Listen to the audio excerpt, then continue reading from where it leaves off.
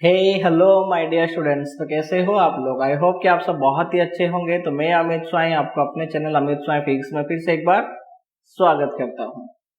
Last topic हमने देखा था चैप्टर नंबर 4 का इंट्रोडक्शन, और साथ में हमने देखा था कि इसके अंदर जो ऑर्स्टेड का ऑब्जर्वेशन था वो क्या था और क्यों हमें ये ब्रांच मिला। आपको अच्छे से समझ में आया होगा। बेसिकली बहुत ही शॉर्ट टॉपिक था, क्योंकि हमने सिर्फ देखा था कि ऑर्स्टेड ने क्या ऑब्जर्व किया और उससे क्या चेंजेस हुआ, जिसमें मैंने आपको फैक्ट भी बताया था। आपने कमेंट में बताया नहीं अभी तक कि आपको पता था कि नहीं पता था। ठीक है, तो कमेंट कीजिए, बताइए कि आपको पता था कि नहीं पता था कि सबसे पहले किसके ऑर्स्टेड के ऑब्जर्वेशन को किसने सबसे पहले प्रूव किया था। ठीक है, ओके। तो आज का जो आपका टॉपिक है, आज मैंने इसीलिए हेडलाइन में दिया, आपको गेस करना है कि कौन सा लॉ है या कौन सा टॉपिक है। अगर आपने कर लिया है तो प्लीज कमेंट सेक्शन में जाइए, बताइए कि आपने क्या गेस किया है।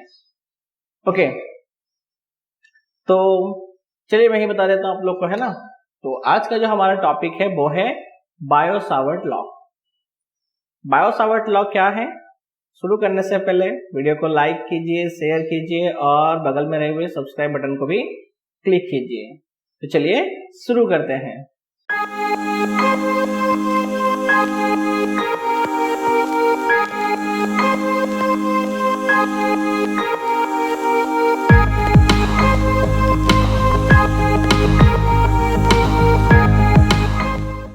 ओके, तो बायो-सावर्ट लॉ बेसिकली क्या है? ये दो साइंटिस्ट हैं।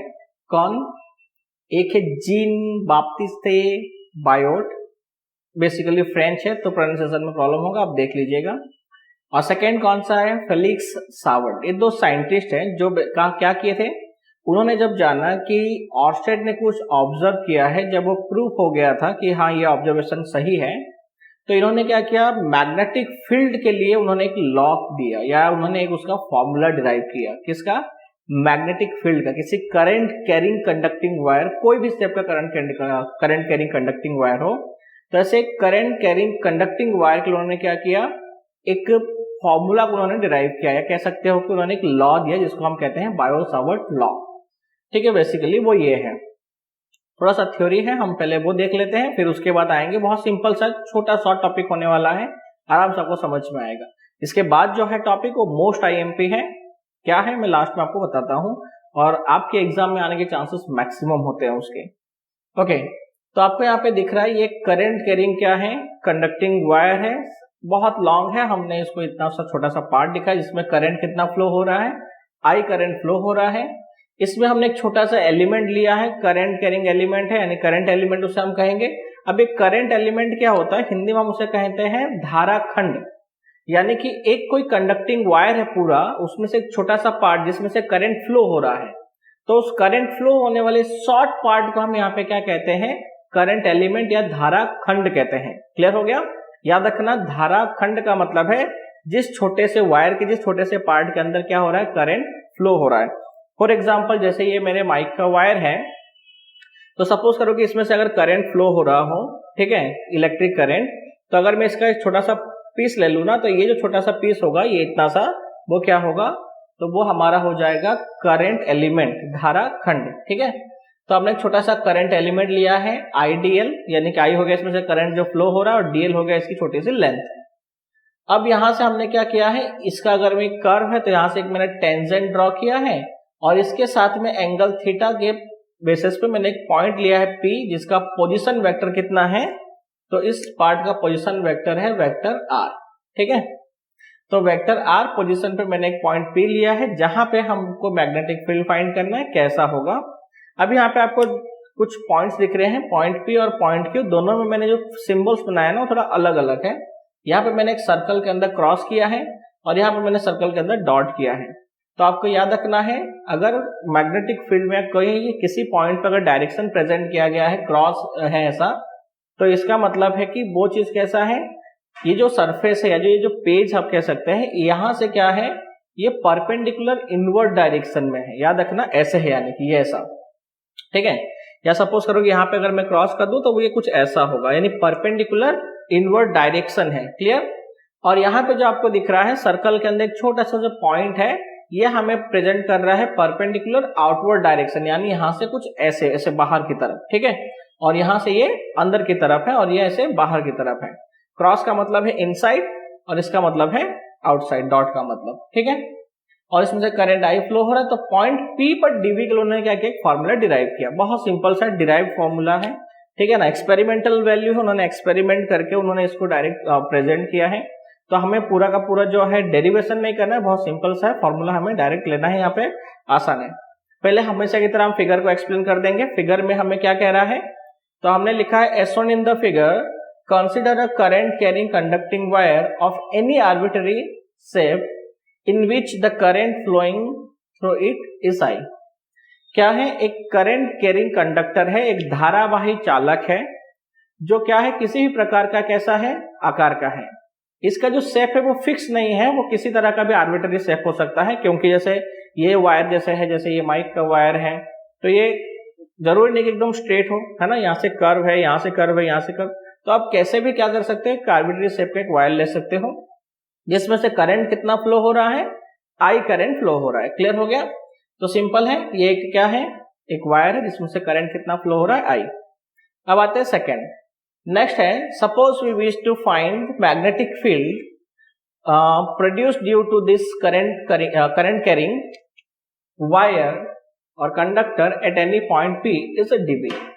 तो पॉइंट पी पर हमें मैग्नेटिक फील्ड फाइंड करना है, इस वायर के वजह से, इस वायर के वजह से कोई एक पॉइंट पी है और उस पॉइंट पी पर जो मैग्नेटिक फील्ड है, सपोज करो कितना है, डीबी है, तो मुझे क्या करना है, डीबी के लिए फॉर्मूला डिराइव करना है, फॉर्मूला फाइंड करना है जो एक्सपेरिमेंटल था।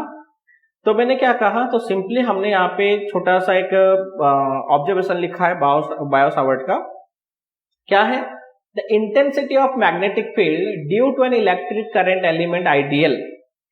करंट एलिमेंट आइडियल के वजह से जो पॉइंट पी पर जो मैग्नेटिक फील्ड की इंटेंसिटी होगी, कैसी होगी, at point P having position vector vector r with respect to the electric current element is given by this. यानी कि पॉइंट पी पर वेक्टर आर पोजीशन वेक्टर पे, यानी वेक्टर आर के जो पोजीशन वेक्टर है उसके बेसिस पे यहाँ पे जो मैग्नेटिक फील्ड मिलेगा वो कैसा होगा, तो वो होगा ये dv, vector dv is equal to mu 0 I dl cross vector r upon 4 pi r cube. ये उन्होंने क्या किया, मोड r क्यू। तो ये उन्होंने ये फॉर्मूला को प्रेजेंट किया on the basis of experiments, ठीक है, ओके। तो शॉर्ट है, देख लेते हैं यहाँ पे क्या है, तो कुछ पॉइंट्स हम लिखते हैं। The intensity of magnetic field is directly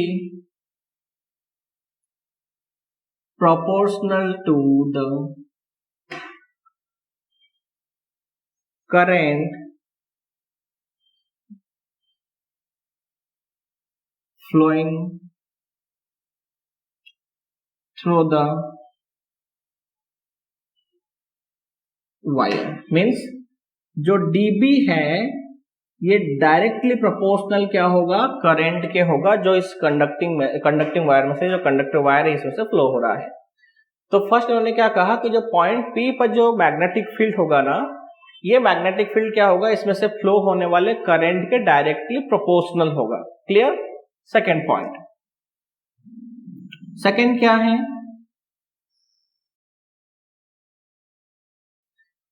second है the intensity of magnetic field is directly proportional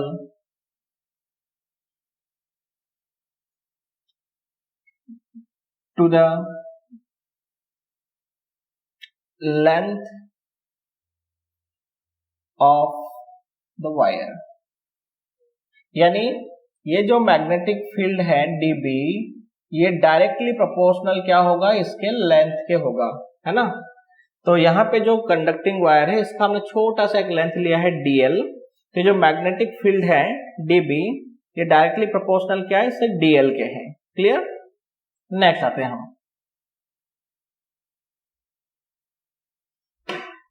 third, क्या है थर्ड पॉइंट? तो थर्ड पॉइंट है वो ये, the magnetic field, clear, the magnetic field intensity is again directly proportional to the position vector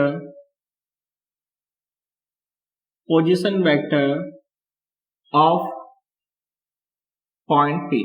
For here, यहां के लिए हमने पॉइंट P लिया है तो इसलिए हमने पॉइंट P के बेसिस पे लिखा है, यानी कि जो dB है ये डायरेक्टली प्रोपोर्शनल है किसके?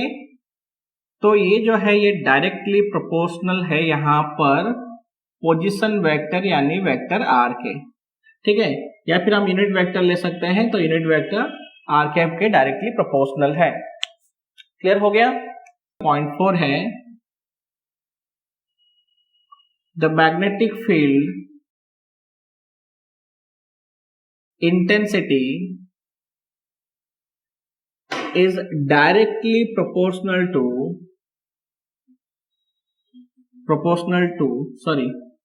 not directly, is inversely proportional to the square of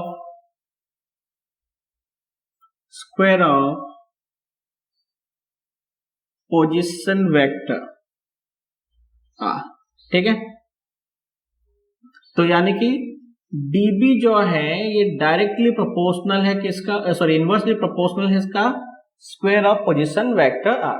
तो 4 पॉइंट है, तो अब हम ले लेते हैं now from points 1 2 3 and 4 we get, क्या मिल रहा है 1 2 3 4 में से हमें मिल रहा है d vector b proportional to, क्या हो जा रहा है, i dl cross r cap upon क्या है mod of vector r square. इसके क्या है, ये डायरेक्टली प्रोपोर्शनल है, और हम हमेशा पढ़ते आ रहे हैं कि जब भी हमें इसको रिमूव करना होता है हम क्या यूज करते हैं, कांस्टेंट का यूज करते हैं। तो क्या हो जाएगा, so d vector b is equal to mu 0 upon 4 pi I dl cross r cap upon r square, क्योंकि मोड ऑफ r square लिखूं r square लिख सकता हूं, clear. so therefore d vector b is equal to mu 0 upon 4 pi I dl cross vector r upon, क्योंकि vector r is equal to sorry r cap is equal to vector r upon mod r, clear.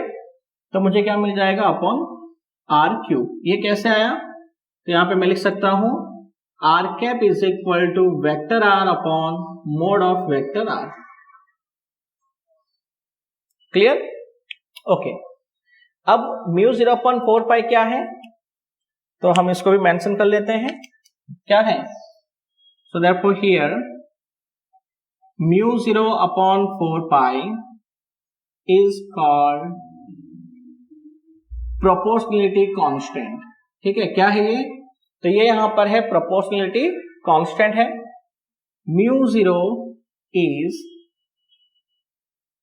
permeability of vacuum and the value of mu 0 4 pi into 10 raised to minus 7, unit क्या होगा, Newton पर ampere square और Tesla metre पर ampere, clear, okay. सो ये बहुत ही simple सा एक formula था हम जिसको हमने डिराइव किया है, बहुत ही सिंपल है, देखो। तो बायो-सावर्ट बेसिकली जो लॉ है वो स्टेट करता है, यानी कि अब तुम कह सकते हो कि एक सिंपल एक्सपेरिमेंट था ये बताने के लिए कि जो एक्सपेरिमेंट या जो ऑब्जर्वेशन किसने, ऑर्स्टेड ने लिया है, उसके बेसिस पे अगर करंट कैरिंग कंडक्टिंग वायर अगर मैग्नेटिक फील्ड प्रोड्यूस कर रहा है तो किसी पॉइंट के लिए उस करंट कैरिंग कंडक्टिंग वायर या उस वायर के आसपास में अगर कोई पॉइंट ले लूं या कोई पॉइंट ले हम, तो उस पॉइंट पे मैग्नेटिक फील्ड की वैल्यू क्या होगी, क्लियर। तो वो हमें कुछ ऐसा मिला, dB is equal to mu 0/4 pi I dl cross vector r upon r cube, जिसको तुम चाहो तो थोड़ा बहुत और सॉल्व कर सकते हो। d vector b is equal to mu 0 I dl r into कितना हो जाएगा, I dl r into sine theta, क्योंकि क्रॉस प्रोडक्ट है, अपॉन क्या हो जाएगा, अपॉन हो गया 4 पाई r क्यूब, ये कैंसिल, तो मुझे सिंपली मिलेगा mu 0 I dl upon 4 pi r square sine theta, clear. वह थीटा क्या है, here theta is angle between, क्या है, between ideal and vector r। तो ये इस वेक्टर r और ये जो करंट एलिमेंट है, उस करंट एलिमेंट और पोजीशन वेक्टर के बीच का जो एंगल है वो कौन है, वो है थीटा, क्लियर हो गया। तो बहुत ही सिंपली आप इसको डिराइव कर सकते हो, क्योंकि एक्सपेरिमेंटल वैल्यू था, यहाँ पे कोई भी तरह का सॉल्यूशन नहीं, डेरिवेटिव फॉर्मूला नहीं है, सिंपली रिलेशन है, तुम आराम से इसको शो करके फाइंड कर सकते हो। तो बायो सावर्ट ने क्या किया था, जो ऑब्जर्वेशन था, उस ऑब्जर्वेशन किसके, ऑर्स्टेड के जो ऑब्जर्वेशन था, तो बायो एंड सावर्ट जो दोनों अलग अलग साइंटिस्ट को मैंने इस वीडियो की शुरुआत में बताया, तो वो क्या था, तो उसके ऑब्जर्वेशन के बेसिस पे उन्होंने एक्सपेरिमेंटल क्या किया था, मैग्नेटिक फील्ड का फॉर्मूला दिया, ठीक है, जिसका यूज करके, जो मैंने कहा था कि मैं तुम्हें लास्ट में टॉपिक बताऊंगा, जो हमारा नेक्स्ट टॉपिक है वो ये है कि हम बायो सावर्ट लॉ का यूज करके एक रिंग के लिए हम कैसे मैग्नेटिक फील्ड फाइंड करेंगे किसी पॉइंट पर, ठीक है। यानी एक रिंग है, वायर का एक रिंग बना हुआ है, करंट के रिंग, तो इस रिंग के लिए हम किसी पॉइंट पे मैग्नेटिक फील्ड कैसे फाइंड करेंगे। वापस डेरिवेशन है, तो आई होप कि आपको ये पूरा समझ में आया होगा। और मेरे वीडियोस जो है, मैंने आपको पहले भी कहा है, स्पेशली आपको हेल्प करेंगे आपके बोर्ड एग्जाम्स के अंदर, स्टेट है या फिर तो आपका सीबीएसई बोर्ड है, या किसी भी स्टेट से आप बिलोंग करते हैं, तो आपको बहुत हेल्प करेगा। साथ में एनसीईआरटी के जो नीट और जेई के जो स्टूडेंट हो आप लोग, आपको भी हेल्प करेगा, आपको ये डेरिवेटिव और फॉर्मूला डिराइव को जानने के लिए। अगर आपको ये पूरा कंप्लीट टॉपिक अच्छे से समझ में आ गया तो प्लीज वीडियो को लाइक, शेयर और सब्सक्राइब करना। सब्सक्राइब करने के बगल में बेल को भी क्लिक कर देना। आपको बाकी पता है कि लाइक्स तो बनते ही हैं, तो लाइक जरूर कर देना। So thank you very much.